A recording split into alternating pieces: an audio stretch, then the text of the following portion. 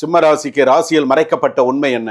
சிம்ம ராசிக்காரங்க சாதாரணமாக நடந்து போனாலே, நல்ல கான்ஃபிடென்ட்டாக நல்ல ட்ரெஸ் பண்ணி நடந்து போனாலே, பா இவங்கிட்ட இல்லாத பணமா, இவங்கிட்ட இல்லாத காரா, இவங்கிட்ட இல்லாததா அப்படின்னு சொல்லி எல்லாரும் பேசுவாங்க. ஆனால் அவன் மைண்டுக்குள்ளே ஓடுற மைண்ட் வாய்ஸ் என்ன தெரியுமா? டேய், நான் படுற பாடு எனக்கு மட்டும்தான்டா தெரியும், நாய்படாத பாடு நான் பட்டுன்னு இருக்கேன்டா, நடுத்தருக்கு வராதுதான்டா குறை, நான் படுற பாடு எனக்கு தான்டா தெரியும் அப்படிங்கிற அளவுக்கு அவங்க மைண்ட் வாய்ஸ் வரும். உங்கள் முகத்தில் ஒரு கான்ஃபிடன்ஸ் இருக்கும், நடையில் ஒரு அத்தாரிட்டி இருக்கும், பேச்சில் ஒரு கமாண்ட் இருக்கும். ஸோ இதுதான் நீங்க. ஆனால் உள்ளுக்குள் என்னை உண்மையாக மதிக்கிறாங்களா இல்ல இவன் மதிக்கிற மாதிரி நடிக்கிறானா? எப்படி இவன் என்ன மதிக்கிறானா இல்ல மதிக்கிற மாதிரி நடிக்கிறானா அப்படிங்கிறது மைண்ட்ல ஓடும். சிம்மத்தின் கர்ம பாடத்தை ஜோதிட கோணத்தில் எடுத்துக்கொண்டால், சிம்மத்தின் கர்ம பாடத்தை ஜோதிட கோணத்தில் எடுத்துக்கொண்டால், நான் தான் செய்ய வேண்டும் என்ற எண்ணத்திலிருந்து சரியான மனிதருடன் சேர்ந்து செய்ய வேண்டும் நிலை வருவது. ஸோ அதுதான். ஸோ இது முக்கியமான ஒரு பாயிண்ட். இதை நீங்க எடுத்துக்கணும். உங்களுடைய ராசிக்கு உலகம் என்னை அரசனாக பார்க்கலாம், ஆனால் உண்மையான ராஜா என்பவன் மற்றவர்களை அடக்குபவன் அல்ல, தன்னுடைய அகந்தையையும் சேர்த்து அடக்குபவன் அவன்தான் உண்மையான ராஜா.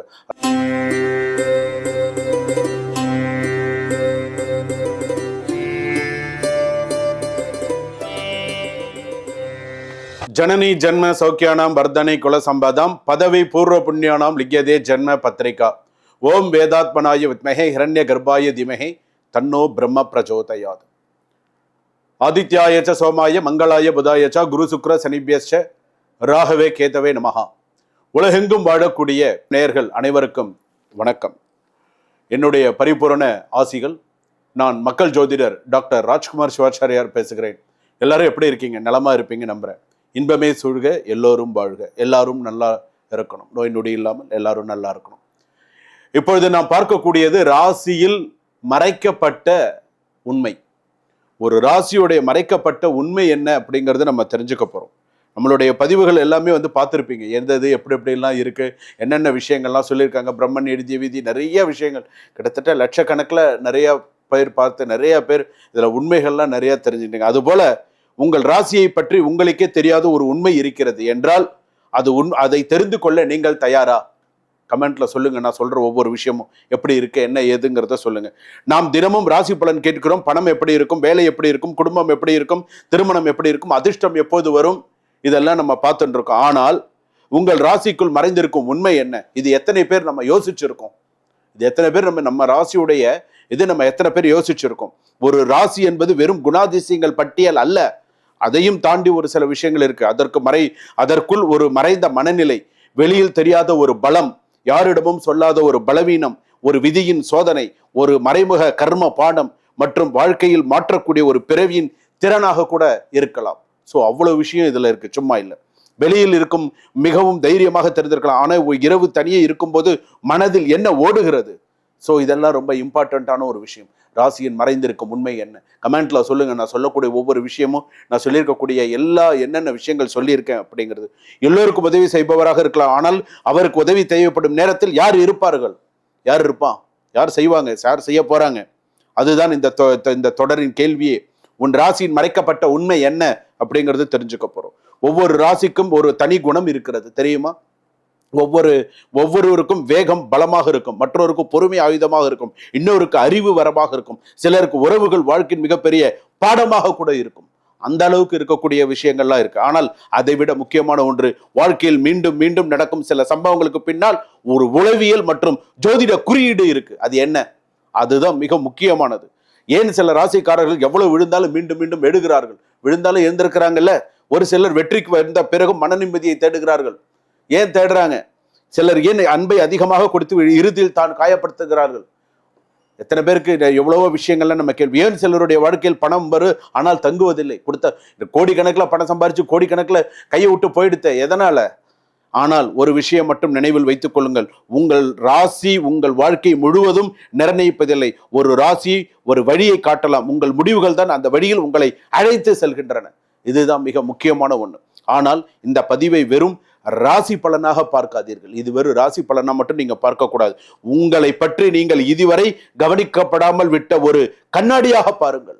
அதுதான் மிக முக்கியமானது. 12 ராசிகருக்கும் பார்த்தீங்கன்னா யாரும் பேசாத குணம், வெளியில் தெரியாத முகம், மறைந்திருக்கும் பலம், மௌனமாக நடக்கும் போராட்டம், விதி வைக்கும் சோதனை மற்றும் வாழ்க்கை மாற்றக்கூடிய ரகசியம் அதுல இருக்கு. அவ்வளவு விஷயம் அதுல இருக்கு, சும்மா கிடையாது. அது போல ஒவ்வொரு விஷயமும் இந்த பயணத்தை இது பாங்க நம்ம இந்த வீடியோக்குள்ள கடைசி வரைக்கும் போலாம். ராசி சொல்லும் குணத்தை மட்டும் கேட்காதீர்கள், அதற்குள் மறைந்திருக்கும் மனிதனை புரிந்து கொள்ளுங்கள். மனிதனை புரிந்து கொள்ளுங்கள். ஒவ்வொரு ராசிக்கும் ஒவ்வொரு மனிதனை புரிந்து கொள்ளுங்கள். எப்படி என்ன அப்படிங்கிறத தெரிஞ்சுக்கோங்க. வாங்க வீடியோக்குள்ள போலாம். கடைசி வரைக்கும் ஸ்கிப் பண்ணாம பாருங்க. நீங்க உங்களுக்கு எந்த இடத்துல சந்தேகம் இருக்கோ உடனே கமெண்ட் பண்ணி கேளுங்க. நான் உங்க கூட இருக்கேன்.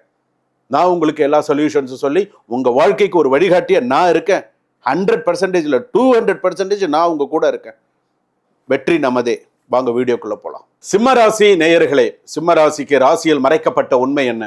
சிம்மராசிக்காரங்க சாதாரணமா நடந்து போனாலே, நல்ல கான்ஃபிடென்ட்டா நல்ல ட்ரெஸ் பண்ணி நடந்து போனாலே, இவங்கிட்ட இல்லாத பணமா, இவங்கிட்ட இல்லாத காரா, இவங்கிட்ட இல்லாததா அப்படின்னு சொல்லி எல்லாரும் பேசுவாங்க. ஆனா அவன் மைண்டுக்குள்ள ஓடுற மைண்ட் வாய்ஸ் என்ன தெரியுமா? டேய், நான் படுற பாடு எனக்கு மட்டும்தான்டா தெரியும், நாய்படாத பாடு நான் பட்டு இருக்கேன்டா, நடுத்தருக்கு வராதுதான்டா குறை, நான் படுற பாடு எனக்கு தான்டா தெரியும் அப்படிங்கிற அளவுக்கு அவங்க மைண்ட் வாய்ஸ் ஓடும். ஆனா வெளியில பாக்குற தோற்றம் வந்து பாத்தீங்கன்னா, உங்களுக்கு ஒரு பண கஷ்டம் இருக்குன்னு சொன்னா கூட யாரும் நம்ப மாட்டாங்க. பண கஷ்டம் சும்மா விளையாடாதீங்க, உங்களுக்கு பொய் சொல்றதுக்கு வேற இதே தெரியலையா, உங்களுக்கு வேற எதுவும் கிடைக்கலையா அப்படின்னு சொல்லி பேசுவாங்க. ஆனா தனக்குள்ள கஷ்டம் தனக்குத்தான் தெரியும். உங்களை பார்த்து இவங்களுக்கெல்லாம் இருக்கு, இவங்கெல்லாம் வந்து அப்படிங்கிற மாதிரி பேசுவாங்க. அப்படியெல்லாம் இருக்கு. உங்கள் முகத்தில் ஒரு கான்ஃபிடன்ஸ் இருக்கும், நடையில் ஒரு அத்தாரிட்டி இருக்கும், பேச்சில் ஒரு கமாண்ட் இருக்கும். ஸோ இதுதான் நீங்க. ஆனால் உள்ளுக்குள் என்னை உண்மையாக மதிக்கிறாங்களா இல்ல இவன் மதிக்கிற மாதிரி நடிக்கிறானா? எப்படி இவன் என்ன மதிக்கிறானா இல்ல மதிக்கிற மாதிரி நடிக்கிறானா அப்படிங்கிறது மைண்ட்ல ஓடும். டேய், உன்னை பத்தி எனக்கு தெரியும்டா, நீ ஆளுக்கு ஏத்த மாதிரி மாறுறடா அப்படிங்கிற மாதிரி சில பேர் மைண்ட்ல இருக்கும். கேள்வி சில நேரங்களில் அமைதியாக. இதுதான் சிம்மத்தின் முதல் மறைக்கப்பட்ட உண்மை. அதாவது ஹிடன் பர்சனாலிட்டி அப்படின்னு சொல்லுவாங்க. ஆனால் இவர்களின் ஆழமான குணம் ஒரு அதிகார ஆசை அல்ல. அதாவது ரெகக்னைசேஷன் வேண்டும், ரெஸ்பெக்ட் வேண்டும், தான் செய்யறதை யாராவது உணர வேண்டும். இதெல்லாம் எதிர்பார்க்கக்கூடியவர்கள் சிம்மராசிக்காரர்கள். நான் செஞ்ச வேலைக்கு எனக்கு ரெகக்னைசேஷன் இருக்கணும், மரியாதை இருக்கணும், நான் சொன்னா கேட்கணும், இல்லைன்னா அவ்வளவுதான் தூக்கி அடிச்சிடும் பார்த்துக்கோ, யாரு சொல்லுவாங்க, அந்த மாதிரி சொல்லுவாங்க. உண்மையிலேயே அந்த அதாவது எல்லாராலையும் அரியணை ஏற முடியாது, அது சில பேருக்கு மட்டும்தான் அரியணை. அதாவது ஒரு உதாரணத்துக்கு சொல்ற, ஒரு முதலமைச்சராக இருக்கக்கூடிய யோக்கியாம்சம் கூட சில ராசிகளுக்குத்தான் உண்டு. எல்லா ராசிக்குமே முதலமைச்சர் ஆயிடணும் அப்படின்னு நினைச்ச முடியாது. அந்த யோக்கியாம்சம் சில பேருக்கு மட்டும்தான் அது வரும். இப்ப சிம்ம ராசின்னு எடுத்துட்டா அம்மையார் திரு ஜெயலலிதா அவர்கள் எடுத்துக்கோங்க. அவங்களுக்கு அந்த சிம்ம ராசி அப்படின்னு சொல்லும்போது அந்த ஆதிக்கம் இருந்தது. அவங்க எப்படி அவங்களுடைய சிம்ம நடை, அவங்களுடைய விஷயங்கள் அவ்வளோ பார்த்து, எவ்வளவு அனுபவங்கள், அதெல்லாம் சின்ன விஷயம் இல்லை அதெல்லாம். அது மாதிரி இந்த அரியணை அப்படிங்கிறது அந்த சிம்ம ராசிக்கு உரிய ஒரு சில விஷயங்கள். புகழை விரும்புவர் அல்ல, ஆனால் மதிப்பை யாராவது உணர வேண்டும், என்னுடைய மதிப்பை நீ உணரணும் அப்படிங்கக்கூடிய அளவுக்கு இருக்கக்கூடியவர்கள். ஆனா இவங்க சிம்மத்தின் கர்ம பாடத்தை ஜோதிட கோணத்தில் எடுத்துக்கொண்டால், சிம்மத்தின் கர்ம பாடத்தை ஜோதிட கோணத்தில் எடுத்துக்கொண்டால், நான் தான் செய்ய வேண்டும் என்ற எண்ணத்திலிருந்து சரியான மனிதருடன் சேர்ந்து செய்ய வேண்டும் நிலை வருவது. ஸோ அதுதான். ஸோ இது முக்கியமான ஒரு பாயிண்ட். இதை நீங்க எடுத்துக்கணும். ரெண்டாவது, உனக்கு சக்தி இருக்கிறது ஆனால் நம்பிக்கை வைக்க கற்றுக்கொண்டாயா? உனக்கு சக்தி இருக்கு ஆனா நம்பிக்கை இல்லாம நீ செய்யாத, நம்பிக்கையோட செய். அதுதான் அந்த இடத்துல சொல்லக்கூடிய ஒரு விஷயம். ஆனால் இதுல வந்து பாத்தீங்கன்னா ego clash, authority issue, relationship misunderstanding, workplace politics, இந்த மாதிரி சூழல்கள் வந்தால் என் வாழ்க்கை மட்டும் ஏன் இப்படி இருக்கிறது என்று உணர்வு உருவாகலாம். யாரோ எனக்கு ஏதோ பண்ணிட்டாங்க, ஐயோ எனக்கு ஏதோ என்ன பிரச்சனை அந்த மாதிரி வந்துருச்சுங்கன்ற மாதிரி யோசிப்பான். நான் இப்ப சொன்னதுல ego clash, authority issue, relationship misunderstanding, work பிளேஸ்ல பாலிடிக்ஸ், இதெல்லாம் வந்ததுன்னா எனக்கு எவனோ செய்வனை வச்சுட்டான், இன்னைக்கு காலையில நமக்கு ஏதோ ஒரு பிரச்சனை பண்ணி விட்டுட்டான் அப்படிங்கிற எண்ணம் ஒரு சில பேருக்கு அப்படியே வந்துடும். அதெல்லாம் கிடையாது. நீ உன்னுடைய சுய ஜாதகத்தை ஒரு முறை பார்த்து, இதுல எல்லாம் உனக்கு பயம் வருதுன்னு சொன்னா எங்கேயோ தப்பு நடக்குது அப்படின்னு அர்த்தம். உண்மையான சோதனை பெரும்பாலும் அதிகாரம் மற்றும் அகந்தை இரண்டிற்கும் இடையிலான எல்லையை புரிந்து கொள்வது. ஆண் வந்து பாத்தீங்கன்னா ப்ரொடெக்டராக இருக்கக்கூடியவர்கள் ஆண்கள், அதே போல ரெஸ்பெக்ட் பிஃபோர் ரெமான்ஸ் அப்படின்னு சொல்லக்கூடியவர்கள் பெண்கள். ஸோ அந்த மாதிரி இருக்கக்கூடியவர்கள். அதாவது சிம்ம பெண் தன்னுடைய அடையாளத்தை விட்டு கொடுக்க விரும்ப மாட்டார்கள். அவருக்கு செல்ஃப் ரெஸ்பெக்ட் மிகவும் முக்கியம் அப்படின்னு சொல்லுவாங்க. ஃபேமிலி லைஃப் எல்லாமே ஓரளவுக்கு சில விஷயங்களா போகும். ஒருவர் உங்கள் இடத்தை பெற முயற்சிப்பது உங்கள் மதிப்பை குறைந்து விட்டது என்று அர்த்தம் அல்ல. ஸோ இப்போ எல்லா விஷயத்திலுமே யோசிச்சு நிதானிச்சு உங்களுடைய இது பண்ணுங்க. லக்ஸுரி ஸ்பெண்டிங், ஸ்டேட்டஸ் எக்ஸ்பென்சர் இதெல்லாம் வந்து கொஞ்சம் பார்த்துக்கோங்க. அதே போல் ஹெல்த் இஷ்யூ கூட சரி, பிளட் சர்க்குலேஷன்ஸ் போன்ற அப்பர் பேக், அதே போல் வந்து பார்த்தீங்கன்னா ஹெல்த், ஹார்ட், ஸ்பைனு இதெல்லாம் நீங்கள் முக்கியமாக உங்களுடைய ராசியில் மறைக்கப்பட்ட சோதனைகள் இது எல்லாமே. அதே போல ஹிடன் காம்படிஷனர் அப்படின்னு சொல்லுவாங்க. உங்களை பாராட்டுவது போல நடித்து பின்னால் உங்கள் வாய்ப்பை தடுக்க முயற்சி செய்பவர்கள் அப்படின்னு சொல்லலாம்.